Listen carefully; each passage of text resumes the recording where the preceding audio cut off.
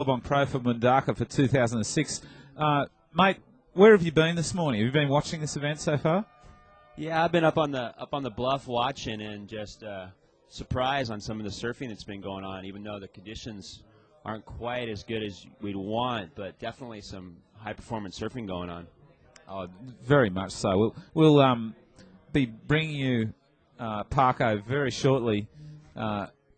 Hear what he's got to say about his performance in that last heat. It was a really good one, Dino. He did get a fantastic ride, scored the highest wave of the contest so far. And even with that, there was a feeling that Joel Parkinson's got a little bit more in store for this event. He didn't look like he was hitting his full straps right then at all, just producing what he needed to do. Yeah, I was really impressed with his backside. And, I don't get to see him go backside much, but man, he looked really in form. You know, the waves he had seemed to line up through that middle inside section, and that one he did a huge maneuver at the end and got a 9.5. It was a 9.57 and awesome score in any conditions, and I think really Joel kind of gave the judges something to set themselves up with the scoring range today.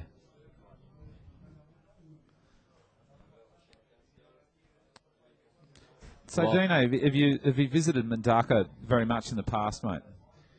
Well, I've been lucky enough to come here, you know, in the course of the last 20 years, probably like 3 times, and I've been lucky enough to get it just, you know, maybe 2 times out of that 20-year span. Bam, up and riding outside Yuri Sodre from Brazil.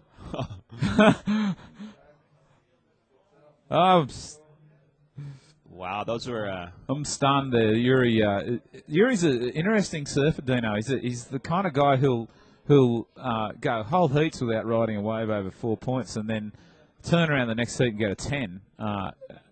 Really emotionally driven surfer, I think, and can produce some big moves at the right time. He's out there right now with the man in red, Mick Fanning, runner-up at the Quicksilver Pro in France only 4 or 5 days ago, and another one of the form surfers right now on tour, I think, Mick Fanning.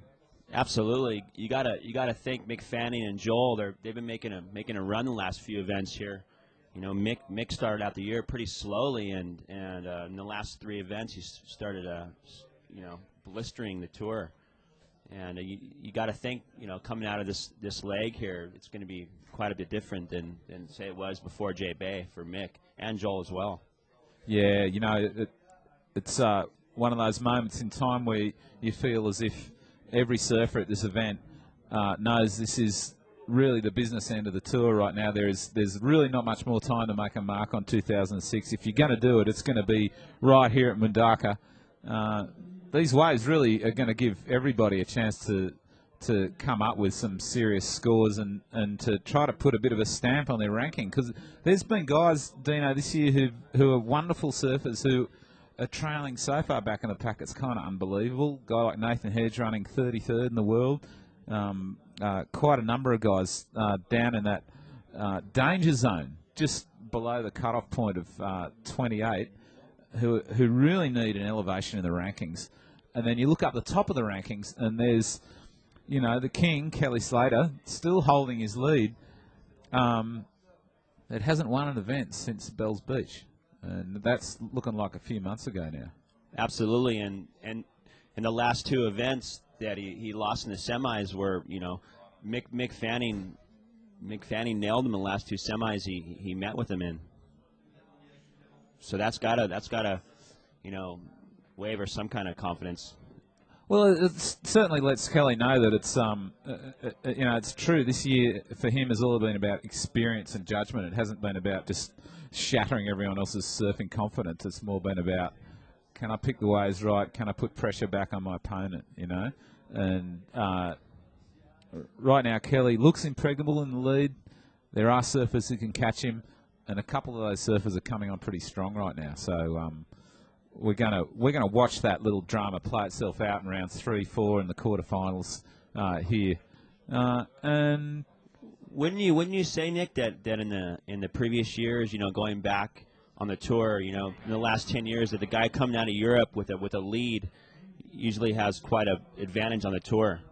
Oh, very much so. pretty soon we're going to be bringing you Joel Parkinson with GT for a live interview from the Mundaka Rocks. Outside, we're going to watch Fanning up and riding. Boom, Mick Fanning just flying down the line in this wave. Out on the open face. Smash. He said Mick Fanning had no backside moves. Jeez. Huge floater off down the line. We're seeing another one of the major form surfers on the WCT right now stringing together a brilliant series of off-the-top turns. And he just attacked that last section, too. I mean, that second to last floater, he just free fell out of the sky straight into a huge bottom turn rail snap. Oh, very much so. Awesome performance there from Fanning, and we're just seconds away from GT crossing over to talk to GT with Joel Parkinson. Hear what Parko has to say about the state of play after his opening rides here at the Mundaka event, Billabong Pro 2006. Where so much will be on the line for him and for his buddy Mick and for Andy Irons and for Taj Burrow and, of course, for Kelly Slater. And those surfers will be entering the water over the next hour and a half, Dino, if nothing goes weird on us. Wow. Mick just nailed him. 9.5 on that wave. 9.5 there for Mick Fanning. Gives him a strong lead in this heat. Two really big scores already in this heat. There's been 6-7 minutes gone, 2 waves over 8 points. It shows that despite the fact that the tide is rising here at Mundaka, the waves are remaining eminently rideable today. Yeah, that second turn on Mick Fanning's wave was amazing. He just did that first big speed float, and then he came around and just did that big hook carve out on the face of that wave, just maintaining his speed through the turn.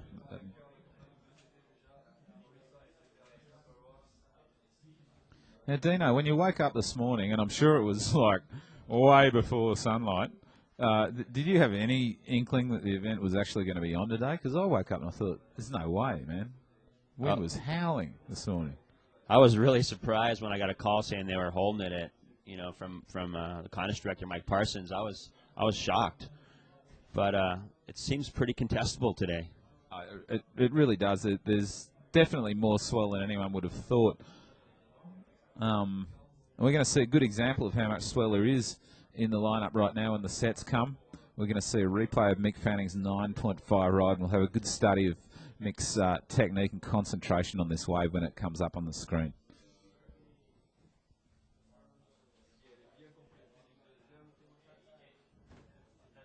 We might just go with the...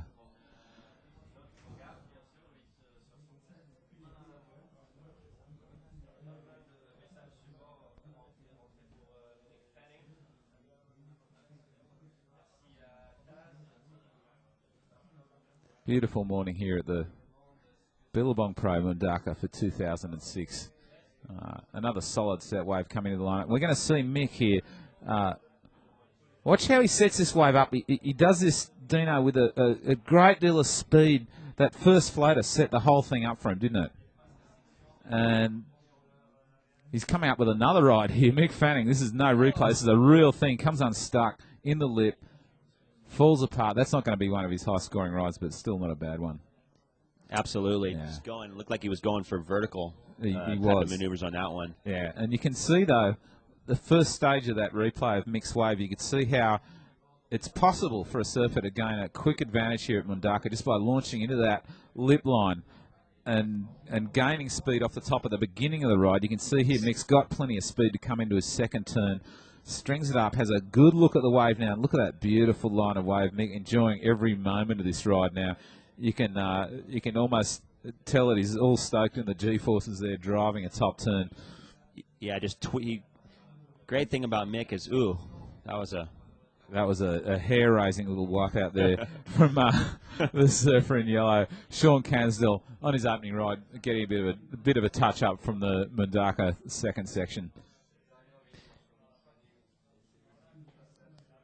Looks like the waves are allowing quite a bit of, high-performance surfing if you get the right one. Mick definitely picked the right one on his 9.5. Oh, very much. And the key to today's conditions is that we've got a mix of swell going on here. there's still a bit of remnant groundswell left over from yesterday. You'll remember yesterday morning, if you got to watch our opening 2 heats, there were beautiful long lines of swell pouring into the bay, unblemished by any kind of ungainly wind behaviour.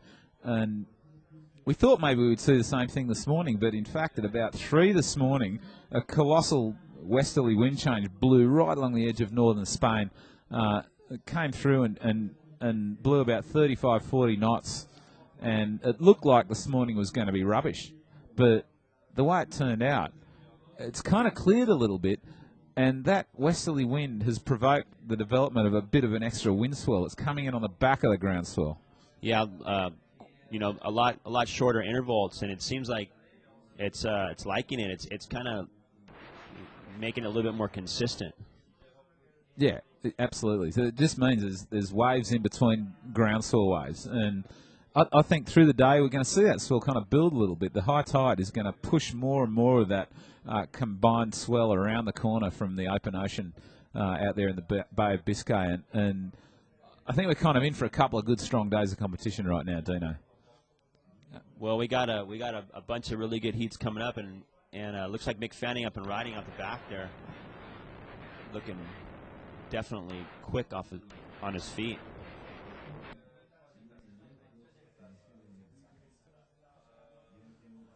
We'll be crossing to Joel Parkinson and GT right now down there on the rocks at Mundaka for the real deal from Joel Parkinson, the last heat winner. Take it away, Sunshine. All right, I'm here with heat winner Joel Parkinson. Joel, congratulations on your victory in France. Yeah, thanks, GT. Okay, now let's talk about this last heat.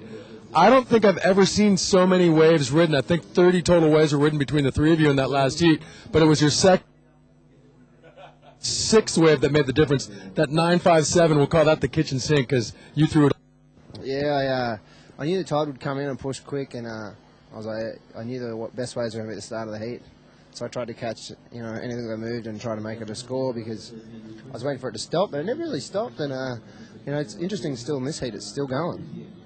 Yeah, when you're out, you kind of like as you're coming up and the tide's coming in, are you kind of always in the back of your mind going, oh God, am I going to be one of these bubble heats where it stops? Yeah, that's why I was going out there catching everything that moved because I thought for sure that at like 10 minutes to go it was just going to turn off. And it does that. It's so easy here, and I was expecting it to happen in my heat, but it might happen in this heat.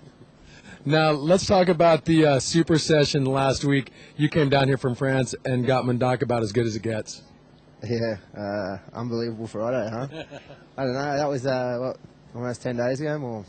It was unbelievable. It was possibly the best left-hand wave I've ever seen. I've seen Cura like that maybe when I was a kid a handful of times, but I've never seen a left like that. Well, hold on. Do we have a paddle? Here we go.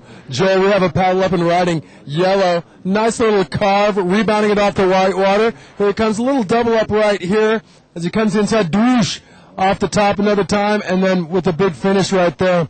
Joel, let's talk about how incredible as a whole kind of sight and scene that this is. Yeah, it's got a real special vibe, this place. Really special people, and it's a sleepy little town that just kind of lights up when we all turn up, and I love coming here, and it's kind of cool with the family and stuff. It's real kind of like people just cruise around and they don't hassle you or anything. It's really good, safe little town. Well, the awesome is that you're looking really comfortable. I saw you chilling out there in the patio yesterday, living life to its fullest, and then a difference out there in the lineup. So congratulations on your round one victory. Yeah, thanks, mate. Thanks, heaps. All right, keep on going, Joel. Well done, mate. All right, let's see. Dino, Nick, are you with me? Back to you guys.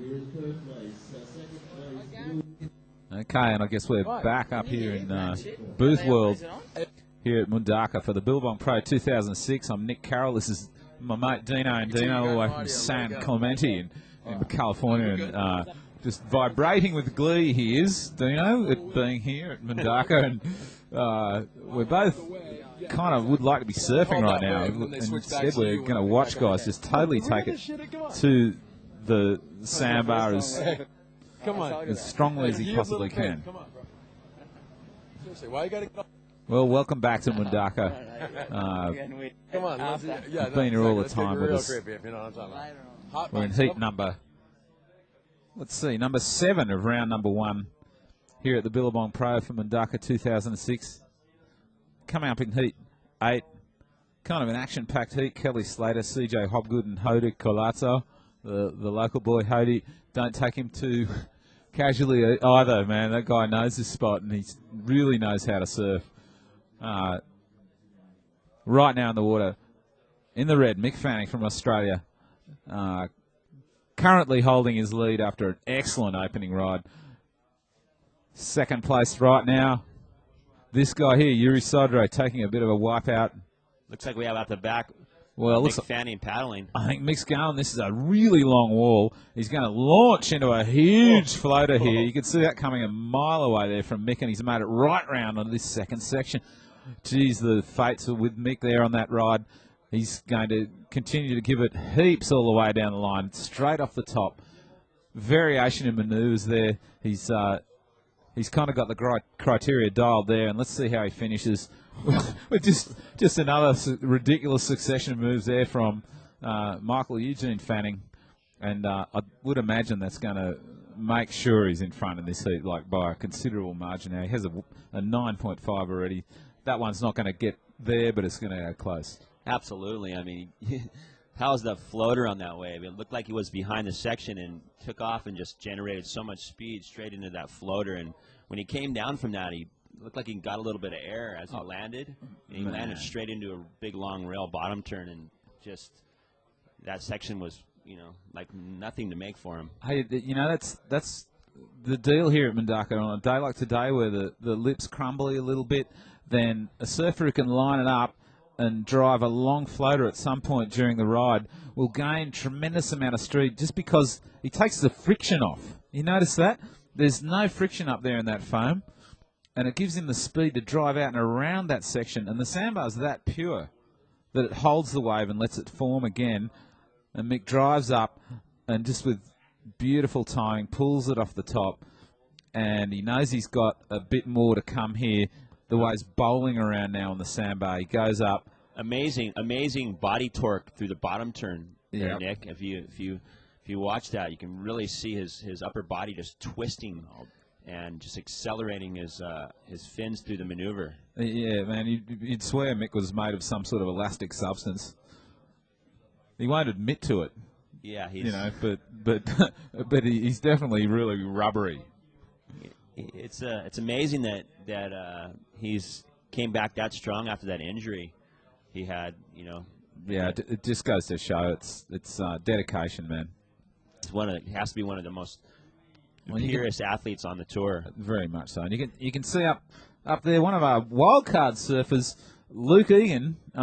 Big Louie is making a comeback just for this one event. He's been retired since the beginning of the year, relaxing on the Gold Coast, probably eating too much.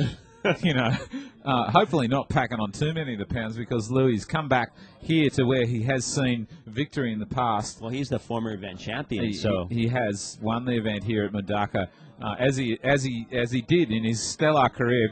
Pretty much won every event that's held at a classic left. He's the defending champion here, right? I think he won a couple of years back. Yeah. The last event they held here. They didn't. Yeah, we didn't hold an event here last year because of the mystery of the vanishing sandbar. But thank goodness it's back, and it's really beautiful right now. The Mundaka sandbar, can't really say enough for it. It's providing some joy even in these rugged conditions. He's is he in Kelly Slater's heat? I think he's got a pretty good record against Kelly. Well, Luke is in this event. He is seated number 46, pulling in on the outside there. Yuri Sodre, renowned for getting crazy barrels at the weirdest stages of heats, is Yuri, but he doesn't make it out of that one. Outside him, Shaun Cansdell kicks out. This heat is still all Mick Fanning. His last wave score of 7.33 gives him a really, really healthy lead. Two opponents there. Yuri Sodre in blue is going to require an 8.17, I think, to catch up if he can possibly manage that. No, it may be more. No, an 8.17 is what he's going to need. And Shaun Cansdell in third right now needs well, he's got to have a combination, and a pretty big combination of 16.84. That's like a couple of 8.5s, Dino. That's a big score. That's giant. That's That's gigantic. Two major scores. So, yeah, it looks like Luke Egan's matched up with Taj Burrow in heat number 10. That'll be classic. And Greg Emsley sandwiched between them, the very experienced South African. Always a challenger at any event. And he's been in, really, I think, the best form of his career so far this year, Greg. Absolutely. He's really good wave judgment in wave selection. He seems to always be on the right wave at the right time. Oh, very much.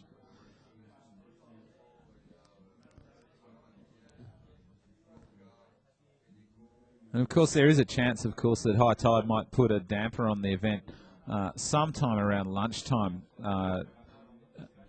Basque time. I think the high tide's around 1 o'clock this afternoon, Dino. And I'm not sure how that time fits with California. I think that might be pretty early in the morning in California. I know it's going to be pretty late at night in Australia. In Brazil, it'll be kind of mid-morning maybe. There is a chance that we might go and hold for a little while if the tide fills too hard and stops waves from breaking altogether on the sandbar. But right now, a really encouraging day so far. Out the back, Mick Fanning, surfer in red, commanding lead in this heat so far, and he's not going to rest at all. Mick really likes to catch a lot of waves in a heat, Dino, doesn't he? He's always been one for, like, trying to string a lot of rides together. Yeah, it seems like he tries to get his rhythm going, just building momentum through the heat. And not really, I think he's selective at some points, but he seems, like you said, he seems to get a momentum going and just take over the command of the heat. Well, I guess surfing the way Mick does with all that speed, it's something you do need to warm yourself up for. It's not like you can just go out and pull the kinds of turns Mick does at the speed that he does, at the rate of speed through the turn without digging rails and stuff. It does take a little bit of warming up to. Up and riding outside, Shaun Cansdell. On a beauty of a wave. Oh, a beautiful wave, and he comes unstuck. And I'm wondering, Dino, if maybe that is a completely fresh board there that Shaun's riding. A couple of uncharacteristic errors early in this heat, and there we see the same sort of thing again. He's been throwing those semi-floater turns off the lip, and they've been coming apart for him, and that's not typical Shaun. He's normally really on the money with those turns. So I'm wondering if he might have taken a brand new board out there and might be still adjusting to it. Perhaps trying to use this heat as, if anything, as a kind of warm-up. Absolutely. And, you got to think, too, he's in a combination situation, and it looked like he went for broke on that one. Almost sliding out, it looked like. His fin's kind of breaking out and not able to pull it off. But nonetheless, he went for it at least. I think that's the deal at WCT level. At any time, a surfer must be willing to give it his best shot and try to throw down a 10-point ride. That's the deal at this level of surfing, ladies and gentlemen. Perfection isn't just kind of like hoped for. At times, it's expected. Looks like Shaun Cansdell on the inside up and riding. Nice little snap off the top and little speed flow come to the inside section. Nice big rail wrap on that one. Definitely getting his footing on that wave, Nick. Oh, man, he's only a young guy, Shaun. He's only a couple of years out of the junior ranks, but he's surfed so much in his life, and you can see it with the fluidity and the precision of his turning that everything's been done 100 times before, 1,000 times before. Outside, Mick Fanning, another guy who's ridden way too many waves for anybody else's liking, racing down the line. Another excellent wave choice here by Mick, elevating his floater speed to ridiculous levels. A long ride, and he's going to finish halfway down the bay. And seems like he's making a statement. He's so making a statement. There's 5.5 minutes left in his heat, but if either of his opponents came back at him with any intensity at all, I'd be most surprised. Mick Fanning holding a substantial lead in this heat. No, I'd be shocked if he didn't walk away a winner from this heat.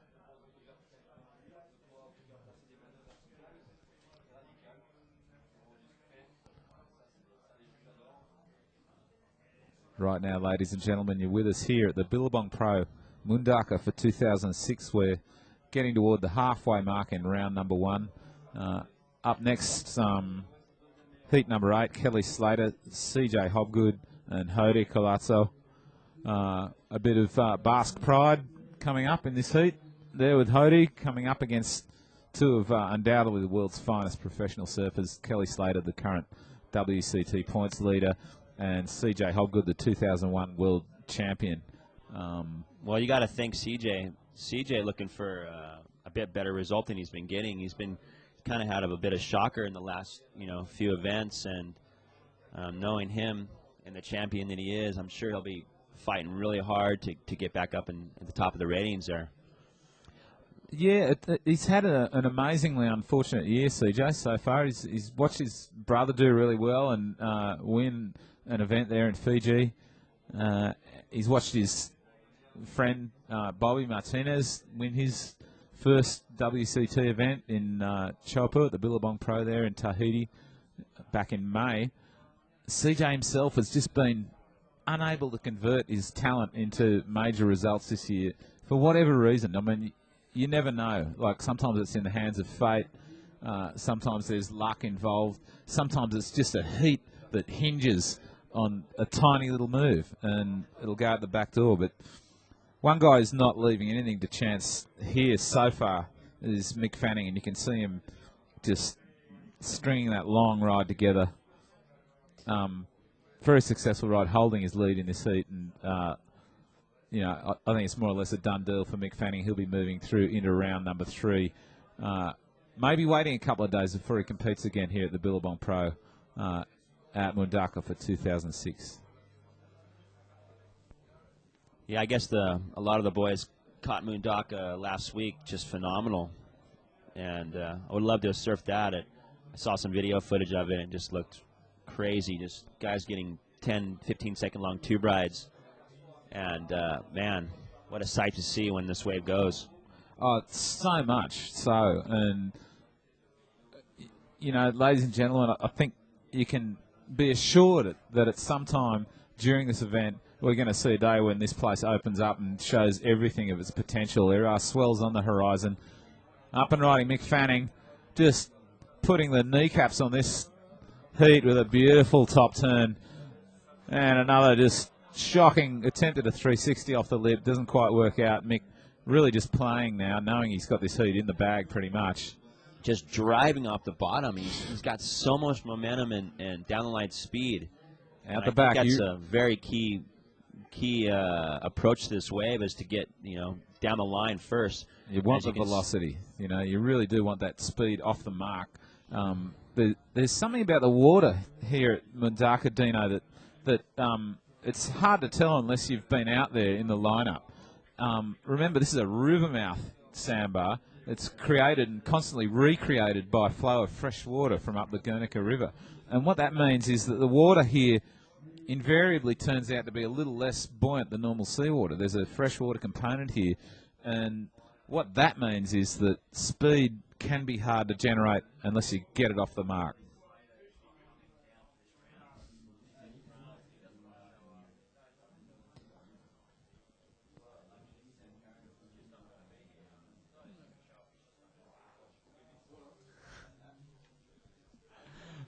Well, there you go, Nick. Yeah, well, there's only a minute and 10 seconds remaining in this particular heat, and we've just had word from the officials here at the event that Kelly Slater, who's slated to compete in the next heat, won't actually be down here. He's going to pass up round 1 in a very confident move, or maybe a really relaxed move, or maybe it's just like, the waves don't look all that fantastic. Or like you said earlier, if you would have woke up at 5, 6, 7 in the morning and looked at the weather, it would have been hard to imagine the kind of quality waves we're getting here today. And it caught me by shock. Yeah, totally. And I'm sure Kelly's been watching this so far this morning. If he has been caught up in France, he'll be watching this, and he'll be watching his opponents quite closely and trying to assess what he's going to come into conflict with when round 2 comes around. the current defending world champ will be passing up his first round heat.